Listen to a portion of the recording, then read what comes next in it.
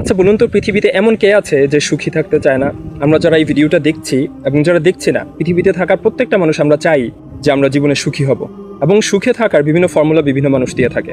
আজকে আমি এই ভিডিওতে ইসলামিক পয়েন্ট অফ ভিউ থেকে আপনাদের সামনে দুটি ফর্মুলা শেয়ার করব। এগুলো মানাটা অনেকটা কষ্টকর, কিন্তু যদি আমরা মানতে পারি তাহলে ইনশাআল্লাহ আমরা জীবনে অবশ্যই সুখী হব।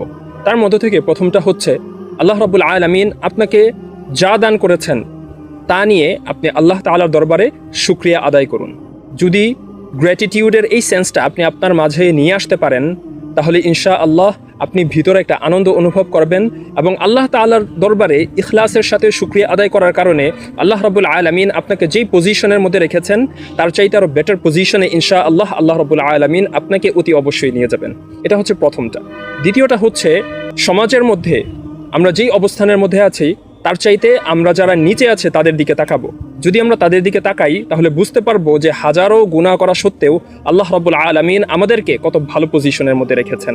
আল্লাহ তাআলা চাইলে আমাদেরকে আরও ওয়ার্স পজিশনের মধ্যে রাখতে পারতেন, কিন্তু তিনি আমাদের উপর রহম করেছেন এবং আমাদেরকে অন্যান্যদের তুলনায় অর্থনৈতিকভাবে, সামাজিকভাবে অনেক উন্নত অবস্থানের মধ্যে রেখেছেন।